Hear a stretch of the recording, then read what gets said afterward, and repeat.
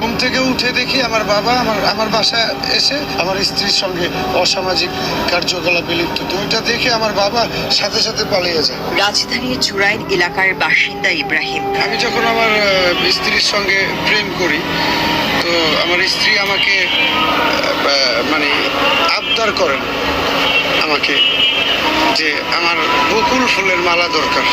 তো ওই সময় আমার জুরাইন আলমবাগে কোনো বকুল ফুলের গাছ ছিল না। তো আমি আমার যে রমনা পার্ক আমাদের এখানে আমার জুরাইন থেকে ৮ নম্বর গাড়ি চলতো, শ্যামপুর থেকে ৮ নম্বর গাড়ি। এই গাড়িগুলোতে উঠে আমি রমনা পার্কের আসতাম, মৎস্য ভবনে নামতাম, এসে বকুল ফুল টোকায় আমি মালা বানায় তারপরে আমার স্ত্রীকে আমি দিতাম। 2008 সালে ভালোবেসে বিয়ে করেন রুবিনা বেগমকে। 3 সন্তান ও স্ত্রীকে নিয়ে কাটছিল 18 বছরের শান্তিপূর্ণ সংসার। সংসারের আর্থিক সচ্ছলতার আশায় 2024 সালের ফেব্রুয়ারিতে জীবিকার সন্ধানে সৌদি আরব পাড়ি জমান ইব্রাহিম। বিদেশে থেকে নিয়মিত পরিবারের জন্য টাকা পাঠাতেন তিনি। ছিল সন্তানদের সুন্দর ভবিষ্যৎ গড়ার স্বপ্ন। দীর্ঘ 15 মাস পর চলতি বছরের এপ্রিল মাসে দেশে ফেরেন ইব্রাহিম। দেশে ফিরে প্রিয় পরিবারকে ঘিরেই কেটে যাচ্ছিল সময়। এরপর আমার স্ত্রীও আমাকে অনেক ভালোবাসতো। আমার স্ত্রী আমাকে অনেক সময় দেখা গেছে শপিং করে দিত, মার্কেটে যেত, আমাকে একটা ফতুয়া কিনা দিছিল সেই আমার যে। কিন্তু ফেরার কিছুদিনের মধ্যেই স্ত্রীর আচরণের পরিবর্তন অনুভব করেন তিনি। স্বাভাবিকতার আড়ালে তৈরি হয় এক অদৃশ্য দূরত্ব, যা সন্দেহের জন্ম দেয় ইব্রাহিমের মনে। আমাদের সংসার নিয়ে বা আমাকে নিয়ে ও সবসময় হ্যাপি, ভালো ছিল। কিন্তু হঠাৎ করে আমি এই 18 বছর পরে বিদেশে যাওয়ার মানে 2024 সালের ফেব্রুয়ারি মাসের 12 তারিখে আমি বিদেশে যাই একটা ড্রাইভিং জবে, মুরগির কোম্পানি, পোলট্রি মুরগির কোম্পানি। তো ওইখানে আমি 15 মাসের মতো জব করি। পরে আল্লাহর হুকুম হয়েছে বাংলাদেশে চলে আসছি। চলতি বছরের 11 এপ্রিল সকালে ঘুম থেকে উঠে রান্নাঘরে যান ইব্রাহিম। সেখানে যা দেখলেন তা তার জীবনের সবচেয়ে বড় আঘাত। রান্নাঘরে আপত্তিকর অবস্থায় দেখতে পান নিজের স্ত্রী রুবিনা বেগম ও পিতা নূর হোসেনকে।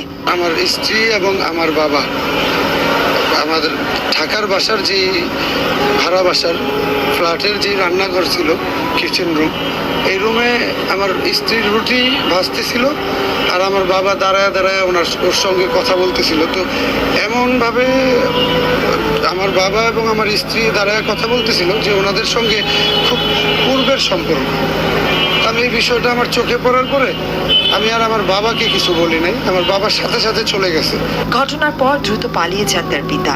স্ত্রী ও পিতা দুজনেই প্রথমে অস্বীকার করেন অভিযোগ। হ্যাঁ, বাসা থেকে পালিয়ে যাওয়ার পরে আমি যখন আমার স্ত্রীকে প্রশ্ন করি যে কি সমস্যা, ওনার তো চরিত্র ভালো না, ব্যাকগ্রাউন্ড ভালো না, ওনার এই ধরনের প্রবলেম আরও একাধিক হয়েছে ফ্যামিলিগতভাবে বাহিরে।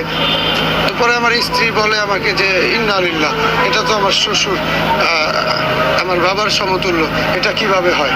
আমার বাবাকে বলি যে আপনি যে আমার স্ত্রীর বয়স 32 এবং 33, আপনার বয়স কত? আপনার বয়স 65, 64, 65, তা আপনি এটা হয় না। সন্দেহের সত্যতা জানতে স্ত্রীর ফোন কল লিস্ট পরীক্ষা করেন ইব্রাহিম। সেখানে পিতার সঙ্গে অস্বাভাবিক সংখ্যক কল ও দীর্ঘ কথোপকথনের প্রমাণ পান।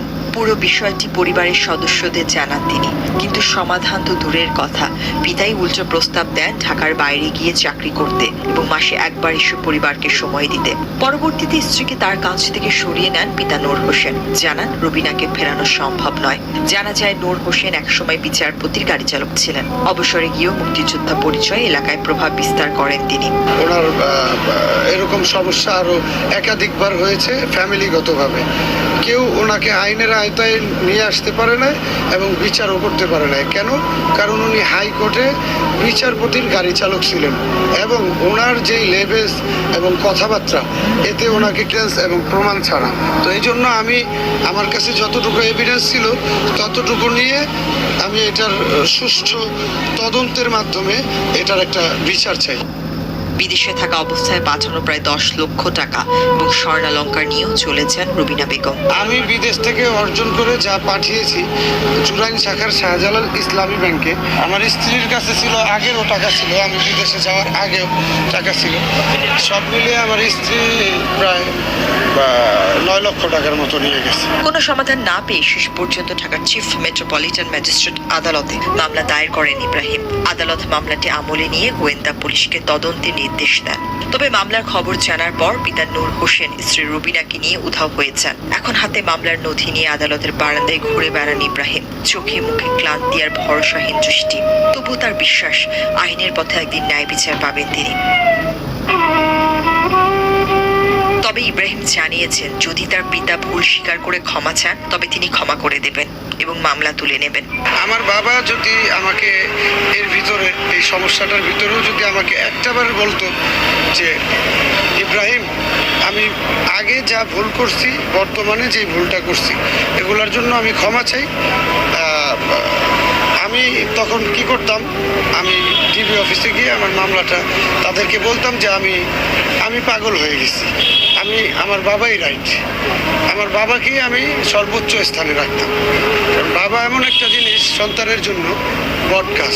তো সেই বাবাই যদি এই ধরনের কাজ করে, তো তার ভিতরে যদি সহানুভূতিশীল কাজ না করে, সে ধার্মিক লোক এবং আল্লাহওয়ালা লোক, তার ভিতরে যদি এই ধরনের কোনো মন মানসিকতা না আসে যে আমি যে কাজগুলো করতেছি এগুলো ভুল করছি, তাহলে তারে তো বিচারের আয়তায় আনতেই হয়। নিজের সাজানো সংসার আর প্রিয় স্ত্রীকে ফিরে পাওয়ার আশায় আজও অপেক্ষা করছেন ইব্রাহিম। সময়ের এই নীরব লড়াইয়ে হয়তো একদিন ফিরে পাবেন নিজের হারানো শান্তি। আদালতে এসেছি আমার বাবার বিরুদ্ধে মামলা করতে।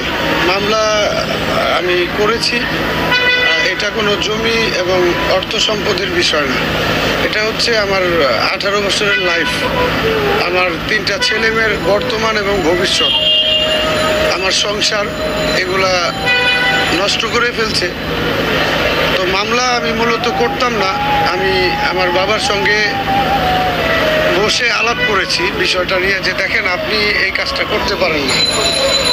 উনি আমার স্ত্রীকে ভাগায় নিয়ে রেখে উনি আবার আমার সামনে এসে আমার সামনে সাক্ষাতে আলাপ করে উনি আমাকে বলে যে আমার স্ত্রীকে আমি নিতে পারবো না।